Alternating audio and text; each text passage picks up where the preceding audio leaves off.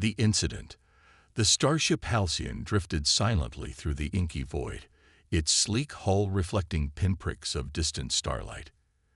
Inside, 7-year-old Mira Ellison pressed her face against the viewport, her green eyes wide with wonder as she took in the breathtaking view of the Orion Nebula. "It's so beautiful, Daddy," she whispered, her breath fogging the glass. Commander Jake Ellison smiled down at his daughter, ruffling her dark curls affectionately. "It sure is, sweetheart. And just think, we're one of the first humans to ever see it up close like this." The Halcyon was on a diplomatic mission, headed to the neutral space station, Harmony, to negotiate a trade agreement with the Galactic Empire. The aliens had only made contact with humanity a few years prior, and relations had been tense but peaceful so far. This meeting was supposed to be a step towards better understanding between their species. Jake's smile faded as he thought about the upcoming negotiations. Something about the Zarkon unsettled him. Their insectoid features, their cold logic, their utter lack of empathy. But orders were orders, and he had a job to do. A chime from the ship's intercom interrupted his musings. "Commander Ellison to the bridge," came the voice of his XO, Sarah Chen. "Duty calls," Jake said, giving Mira a quick hug. "Why don't you head back to our quarters? I'll be there soon to tuck you in." "Okay, Daddy," Mira replied, skipping off down the corridor. When Jake reached the bridge, he found Sarah staring at the main view screen with a concerned frown. "What's the situation, Lieutenant?" "Sir, we're picking up an unidentified vessel on an intercept course," Sarah reported. "It's not broadcasting any IFF signal." Jake's brow furrowed. "Hail them." After a tense moment, a harsh, clicking voice filled the bridge. "Attention, human vessel. This is Hive Commander Vexlar of the Galactic Empire. You have violated our sovereign territory. Prepare to be boarded and your crew detained for questioning." Jake's blood ran cold. This wasn't right. They were still light years from the agreed-upon neutral zone. "There must be some mistake," he began. "We're on a diplomatic mission, Toh." The transmission cut off abruptly. Sarah's eyes widened as she checked her console. "Sir, they're powering up weapons." "Shields up," Jake barked. "Evasive maneuvers." But it was too late. A blinding beam of energy lanced out from the Zarkon ship, slicing through the Halcyon's defenses like they weren't even there. The bridge erupted in a cacophony of alarms and shouted status reports as Jake gripped his command chair. "Hull breach on decks 3 through 5. Someone yelled. "We're venting atmosphere." Jake's heart stopped. The crew quarters were on deck 4. "Mira," he whispered. Ignoring the chaos around him, Jake sprinted off the bridge and down the smoke-filled corridors. Emergency bulkheads were slamming shut, but he managed to squeeze through just before they sealed. When he reached deck 4, he found it in ruins. Fires raged unchecked, and bodies of his crew lay strewn about. "Mira," he screamed, searching desperately. "Mira, where are you?" A faint cough caught his attention. Jake rushed over to find Mira pinned beneath a fallen beam, her small body broken and bloody.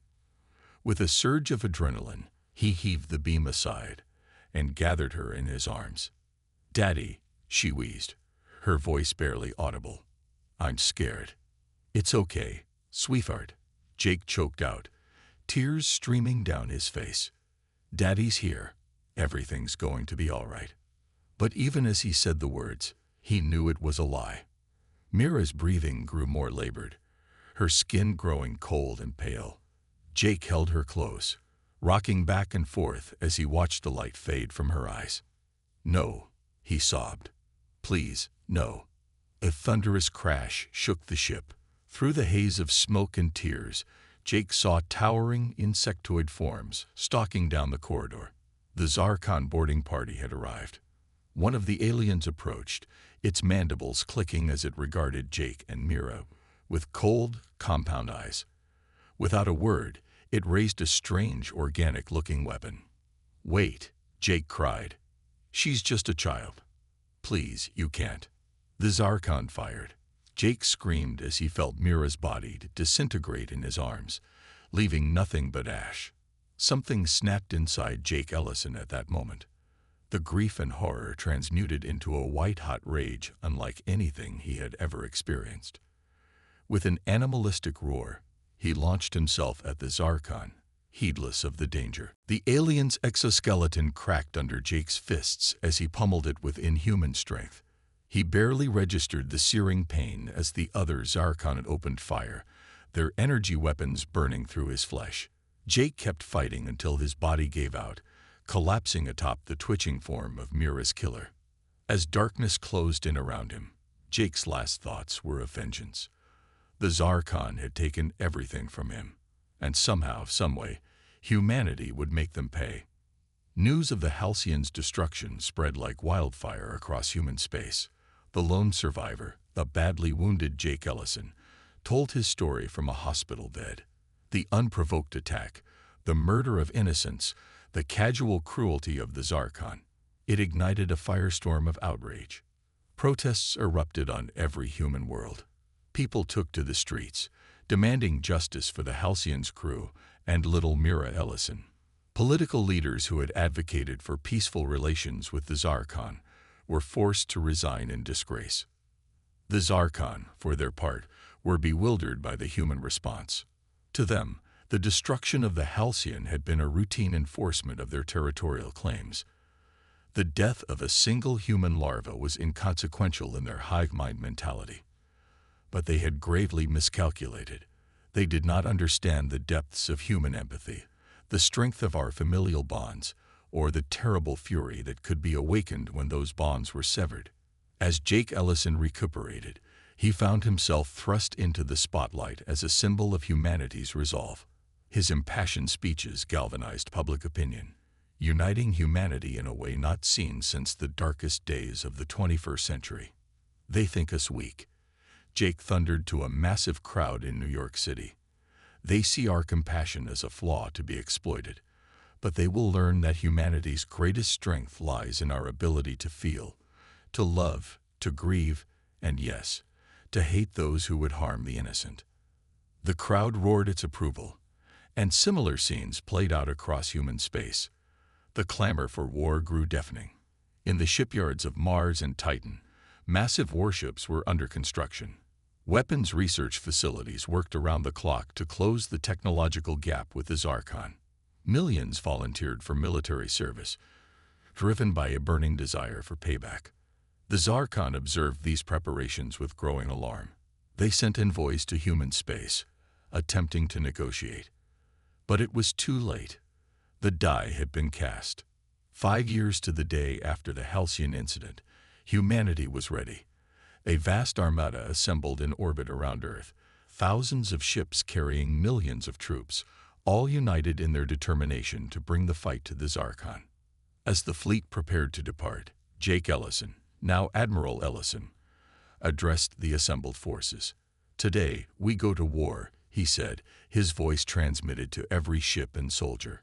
"Not for conquest or glory, but for justice. The Zarkon believe they can murder our children with impunity. Today, we prove them wrong." He paused, his eyes glinting with a mixture of sorrow and steel resolve. "For Mira," he whispered, "for all our lost innocents, let's show these bastards what happens when you awaken humanity's wrath." With a thunderous cheer, the fleet engaged their faster-than-light drives. In a dazzling burst of light, they vanished into the depths of space, carrying with them humanity's righteous fury. The Galactic Empire was about to learn a harsh lesson. That sometimes the most dangerous enemy is the one you've pushed too far. Preparation for war. The vast shipyards of Titan buzzed with frenetic activity. Swarms of construction drones flitted about like mechanical fireflies, welding hull plates and installing weapon systems on dozens of warships in various stages of completion. The yellowish haze of Saturn's largest moon provided an eerie backdrop to the controlled chaos of humanity's war machine grinding into motion. Dr. Ilara Vance stood at a viewport in her laboratory, watching the shipyard's ceaseless activity.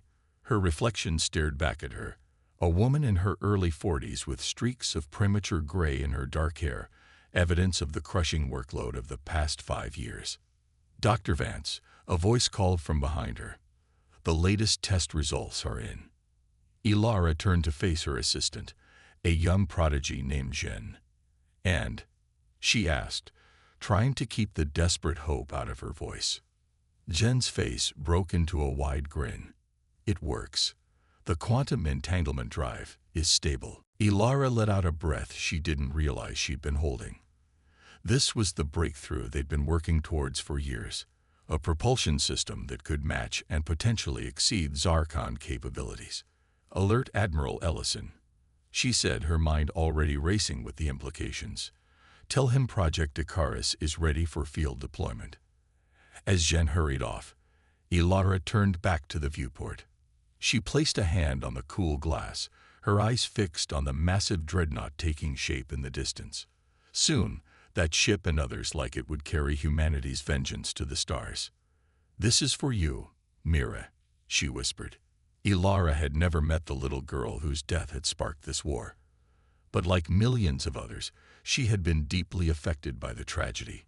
It had driven her to work herself to exhaustion, pushing the boundaries of human science in the quest for a weapon to defeat the Zarkon. Now finally, they had it. Thousands of light years away on the edge of Zarkon space, another key piece of humanity's war effort was taking shape. Captain Maya Rodriguez crouched in the dense undergrowth of an alien jungle, her camouflaged exosuit blending seamlessly with the vibrant foliage. She peered through high-powered binoculars at the Zarkon outpost in the valley below. "Wasp's nest is active," she subvocalized, the words transmitted via neural link to her team. "I count at least 30 drones and 2 warriors." "Roger that, Hornet leader," came the reply from her second-in-command. "Ghost team is in position, awaiting your go order." Maya allowed herself a grim smile. After years of preparation, months of grueling training in hostile environments across a dozen worlds, they were finally here. The tip of the spear, the advanced scouts for humanity's coming storm. "Remember the mission," she said to her team. "We're here to gather intel and test their defenses. No unnecessary engagements." A chorus of acknowledgments came back. Maya took a deep breath, steadying herself for what was to come. "Operation Stinger is a go," she said. "May God have mercy on the Zarkon, because we sure as hell won't." With that, Maya and her team of elite commandos melted into the alien wilderness, their goal nothing less than finding a chink in the Zarkon's armor, a weakness that could be exploited when the full might of humanity arrived. Back on Earth, in the sprawling underground complex that served as humanity's military headquarters, Admiral Jake Ellison stood before a holographic display of known Zarkon territory. Red icons denoting enemy strongholds and fleet concentrations floated in the blue glow of the projection. Jake's face was lined with the weight of command and the ever-present grief that had driven him for the past 5 years. But there was a fire in his eyes, a determination that had only grown stronger with time. The Zarkon still believe they hold the advantage. He addressed the assembled war council. Their technology is more advanced, their empire spans a greater volume of space. But they fail to understand what they awakened when they murdered my daughter and the crew of the Halcyon. He gestured to the holographic display. "Our fleets are nearly ready. Dr. Vance's breakthroughs have leveled the playing field. Captain Rodriguez and her teams are identifying targets as we speak. In 3 months, we launch our counterattack." One of the admirals spoke up. "Sir, the Zarkon have made repeated attempts to negotiate. Perhaps we should consider." "Consider what?" Jake cut him off, his voice sharp. "Forgiving them. Letting them get away with murder. No, the time for diplomacy is long past. The Zarkon chose this path when they killed innocent civilians. Now they'll reap the whirlwind." He turned back to the display, his voice softening slightly. "I take no pleasure in this war. But it's necessary, not just for vengeance, but to secure humanity's future. The Zarkon have shown they cannot be trusted. We must strike now, while we have the element of surprise, or risk facing an even greater threat down the line." The room fell silent, the weight of impending war settling over everyone present. Jake looked around at the faces of his fellow leaders, men and women who had dedicated their lives to protecting humanity. He saw determination there and resolve, but he also saw fear. Good, he thought. Fear would keep them sharp, keep them from underestimating the enemy. Dismissed, he said. As the others filed out, Jake remained, staring at the holographic representation of enemy space. Somewhere out there was the Tsar Khan responsible for Mira's death. Jake had made it his personal mission to find that alien and make it suffer. "I'm coming for you," he whispered to the empty room. "All of humanity is coming, and God help you when we arrive." As the day of the attack drew nearer, a palpable tension gripped human space.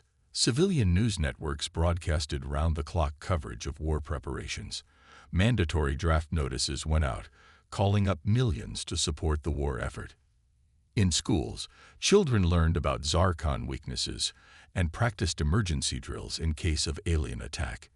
In factories, production of everything from starship components to ration packs ramped up to fever pitch.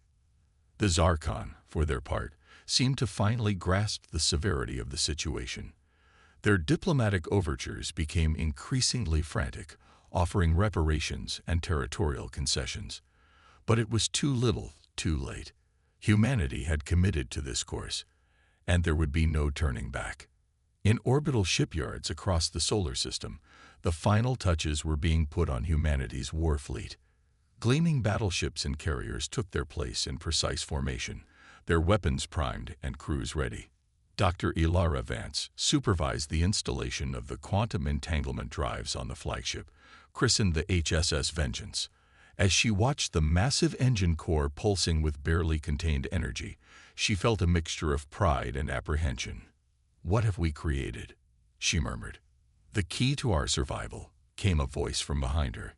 Ilara turned to see Admiral Ellison approaching, his uniform crisp and his face set in grim determination. "Admiral," she said, snapping to attention. "The drive is online and functioning within expected parameters. We're ready." Jake nodded, his eyes fixed on the swirling energy of the drive core. "You've done remarkable work, Doctor. This ship, this technology, it's going to change everything." "Let's hope it's enough," Ilara replied. "It has to be," Jake said, his voice hard. "We've committed everything to this. There's no going back now." As they stood there, watching the heart of humanity's most advanced warship come to life, neither of them spoke of the doubts that nagged at the edges of their minds.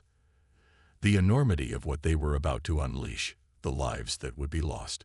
But those doubts were drowned out by the memory of a little girl's laughter, silenced too soon, by the faces of countless other innocents who would be at risk if the Tsar Khan were not stopped here and now. The die was cast. In mere days, the greatest fleet in human history would depart the solar system, carrying with it the hopes, fears, and fury of an entire species. The Tsar Khan had sown the wind with their cruel actions.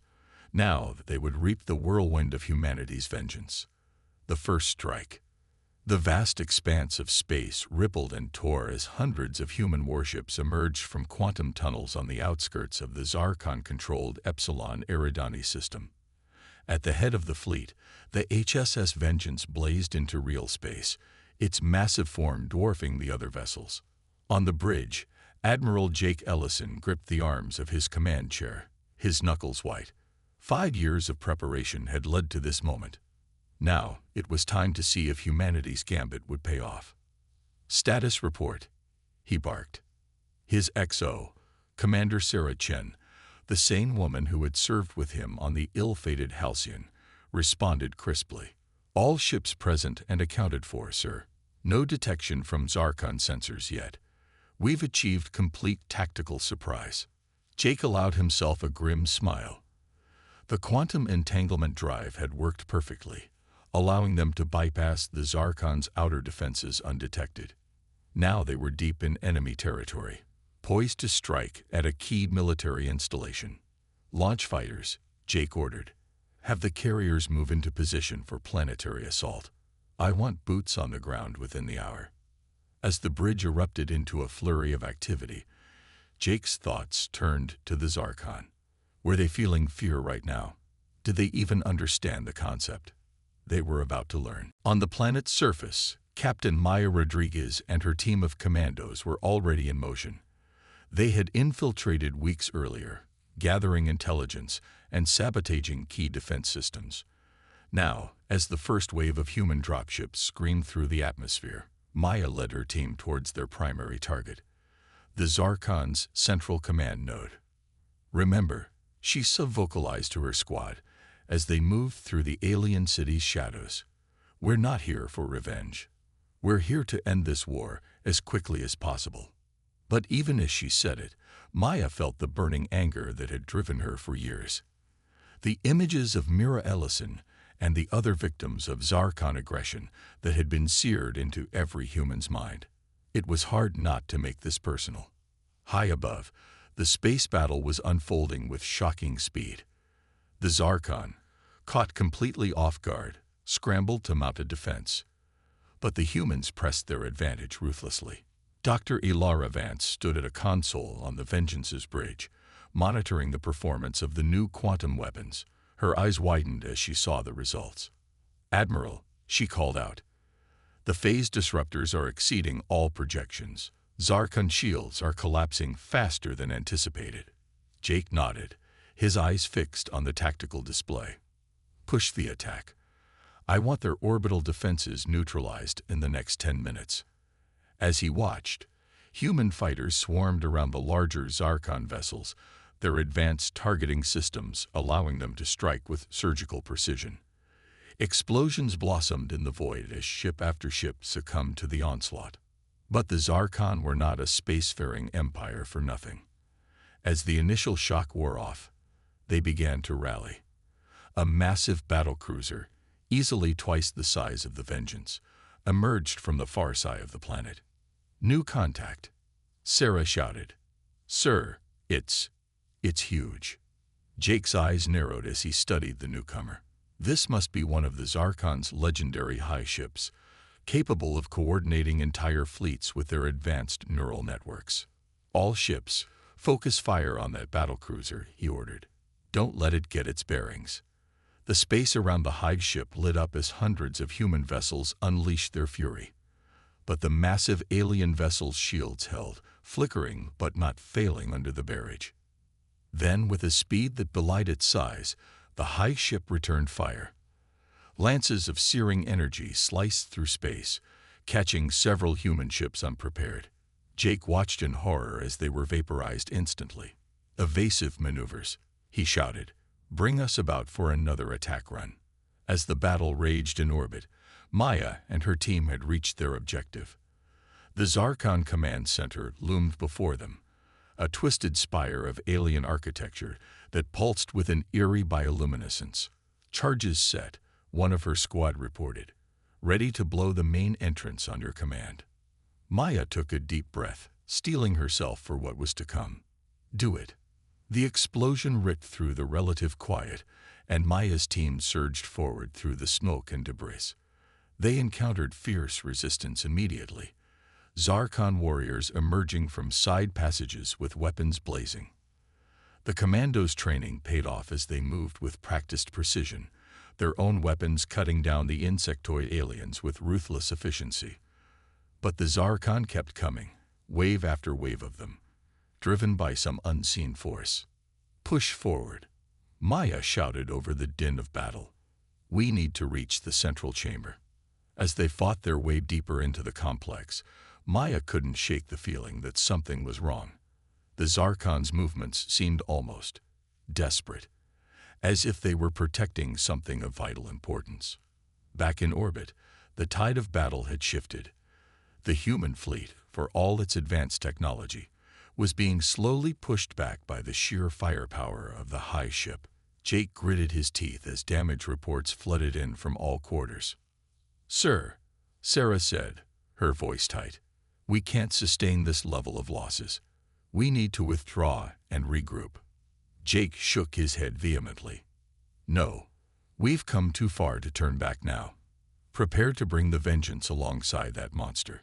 We'll take it out at point-blank range if we have to." As the flagship moved into position, Alarms blared across the bridge. Multiple impacts. Someone shouted, "Hull breach on decks 5 through 8. Jake held on as the ship shuddered around him. They were so close. Just a little more. "Now," he roared, "fire everything we've got." The Vengeance unleashed its full arsenal, pouring energy and missiles into the High ship at near suicidal range. For a moment, it seemed like even this wasn't enough. Then, with agonizing slowness, cracks began to appear in the alien vessel's hull. A cheer went up from the bridge crew as the High ship's defenses finally collapsed. Explosions rippled along its length, tearing it apart from within. As the massive alien craft began to break up, the rest of the Zarkon fleet seemed to lose cohesion, becoming easy prey for the regrouping human forces. But Jake took no joy in the victory. His eyes were fixed on the casualty reports scrolling across his screen. The cost had been horrific. On the planet below, Maya and what remained of her team finally breached the central chamber of the Zarkon command center. What they found inside stopped them in their tracks. It wasn't a command center at all. It was a nursery. Thousands of Zarkon larvae squirmed in gelatinous pods, tended to by drones. In the center of it all stood a being unlike any Maya had seen before, larger than the warriors, with an elongated head and gossamer wings. The Zarkon Queen. As Maya raised her weapon, the Queen spoke, not in the harsh clicks of Zarkon language, but in perfect, accented English. "Please," the Queen said, her multifaceted eyes reflecting fear and desperation. "No more death. We surrender." Maya's finger tensed on the trigger. After all the Zarkon had done, after all the human lives they had taken, it would be so easy to end it here, to wipe out an entire generation of their species. But as she looked at the alien larva, helpless and innocent, Maya thought of Mira Ellison, of all the children, human and alien alike, who had already suffered in this war. With a heavy sigh, she lowered her weapon. "This is Hornet Leader to all forces," she said into her comm. "We have a situation down here. I think we need to talk." As the sounds of battle faded both on the ground and in orbit, a tense silence fell over the Epsilon Eridani system. The first strike of humanity's grand offensive had succeeded beyond their wildest expectations. But in that success, they had uncovered a truth that would shake the very foundations of the war. The real battle. The battle for understanding, for reconciliation, for a future where humans and Zarkon could coexist, was only just beginning. Turning the tide. The conference room aboard the HSS Vengeance hummed with tension. Admiral Jake Ellison sat at the head of the table, his face a mask of barely contained fury. Across from him, separated by a force field, sat the Zarkon Queen, her alien features unreadable.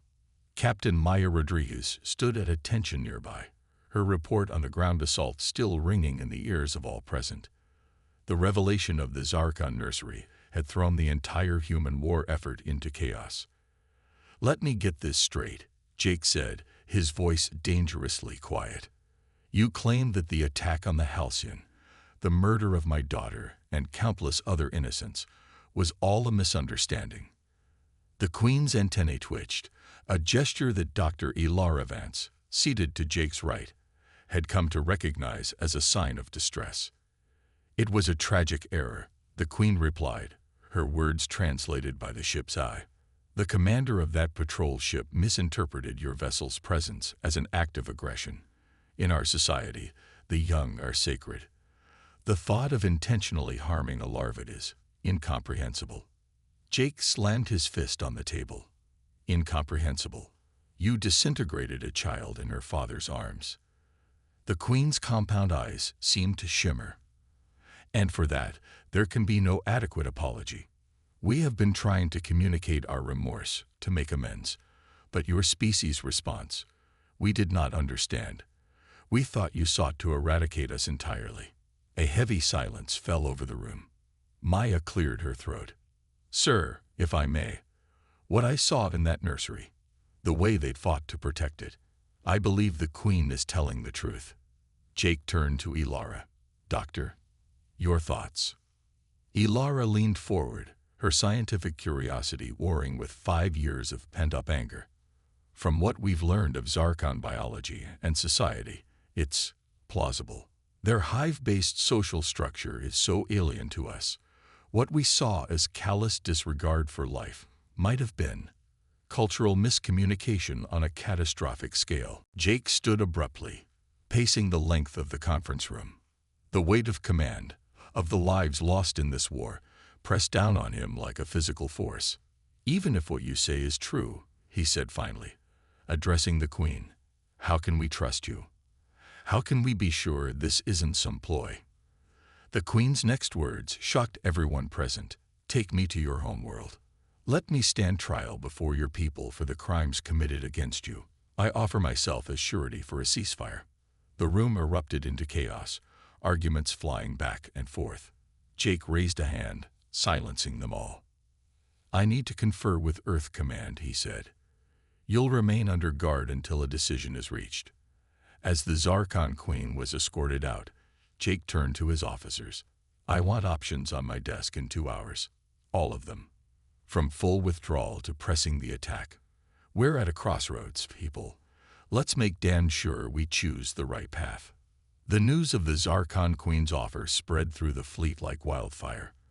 For many humans, the prospect of peace after 5 years of preparation for war was difficult to process. Emotions ranged from relief to disappointment to outright anger. In her lab aboard the Vengeance, Ilara Vance pored over everything they had learned about the Zarkon in the past few hours.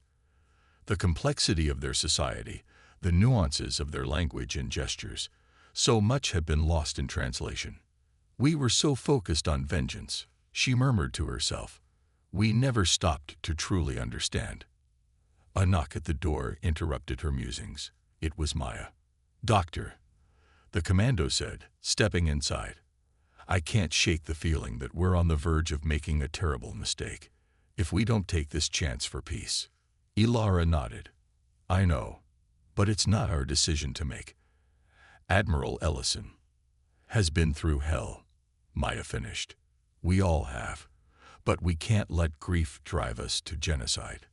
Meanwhile, in his quarters, Jake Ellison sat alone, staring at a hologram of Mira, his little girl forever frozen in time, her smile a knife twisting in his heart. What should I do, sweetheart? He whispered.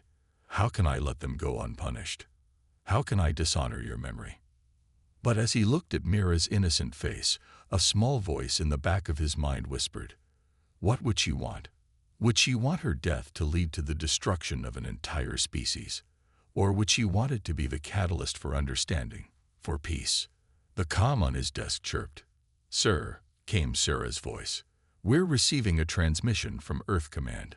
They're ordering us to stand down, to accept the Queen's offer. Jake closed his eyes, feeling the weight of the past 5 years, of all the sacrifices made, pressing down on him. When he opened them again, there was a new resolve in his gaze. Understood, he said. Prepare a shuttle. I'll escort the Queen to Earth myself. The journey back to Earth was tense. The Zarkon Queen, accompanied by a small retinue of advisors, remained mostly in her quarters. Jake found himself spending long hours in discussion with Ilara and Maya, trying to unravel the complexities of Zarkon society and the chain of events that had led to this moment. As they approached Earth, Jake stood on the shuttle's bridge, watching the blue marble of humanity's homeworld grow larger. He felt a presence beside him and turned to see the Queen. It's beautiful, she said, her alien eyes taking in the sight. We have no world like this in our empire. Perhaps that is why we failed to understand the depth of your connection to it, to each other. Jake was silent for a long moment. My daughter, he said finally, his voice rough with emotion. Her name was Mira. She loved to look at the stars. She dreamed of meeting aliens, of making friends across the galaxy. The Queen's antennae drooped in what Jake now recognized as a gesture of profound sorrow. In her memory, the Queen said softly, let us build the future she dreamed of. As the shuttle descended towards Earth, Crowds gathered in cities around the world to watch the historic broadcast. The image of a human admiral standing side by side with the leader of an alien empire, not in conquest, but in a tentative offer of peace, would be seared into the collective memory of both species. The war that had seemed inevitable just days ago now stood on the brink of transformation. There would be hard days ahead, wounds that would take generations to heal. But in that moment, as two vastly different beings gazed upon the earth together, a spark of hope flickered to life. The tide had turned, not through force of arms, but through the harder, more courageous path of understanding and forgiveness. As Jake Ellison prepared to face a world hungry for justice, he realized that true strength lay not in the ability to destroy, but in the capacity to rebuild. The real war, the war against misunderstanding, against fear of the other, was just beginning. But for the first time in 5 years, the future looked bright. Final confrontation. The United Earth Assembly Hall in Geneva buzzed with a mixture of anticipation and trepidation. Delegates from every nation on Earth, as well as representatives from off-world colonies, filled the massive auditorium. At the center of it all stood a specially designed containment field, within which the Zarkon Queen waited. Admiral Jake Ellison took his place at the podium, his dress uniform adorned with the ribbons and medals of a war that now seemed both distant and immediate. He gazed out at the sea of faces, all turned to him with expectation. "People of Earth," he began, his voice carrying to every corner of the globe via holographic broadcast. 5 years ago, we suffered a tragedy that shook us to our core. We pledged vengeance, prepared for war, and carried that rage with us to the stars. He paused, his eyes finding Dr. Ilara Vance and Captain Maya Rodriguez in the front row. But what we found there wasn't just an enemy to be destroyed. We found a mirror, a civilization as complex, as flawed, and as capable of both great harm and great good as our own. A murmur ran through the crowd. Jake held up a hand for silence. Today, we stand at a crossroads. We can choose to continue down the path of war, to let our pain and anger guide us, or we can choose a harder path, the path of understanding, of forgiveness, of building a future together. He gestured to the Zarkon Queen. Her Majesty has come here willingly to stand trial for the actions of her people. But I put it to you, are we not also on trial? Will we let the death of innocents lead to more death? Or will we honor those we've lost by creating a world they would be proud of? As Jake stepped back, the Queen moved forward. The translator hummed to life, conveying her words to the assembled humans. "People of Earth," she began, her alien voice tinged with what could only be described as humility. "There can be no excuse for the pain we have caused you. The death of the young one, Mira Ellison, and all those aboard the Halcyon, weighs heavily upon us." She extended her upper limbs in a gesture of supplication.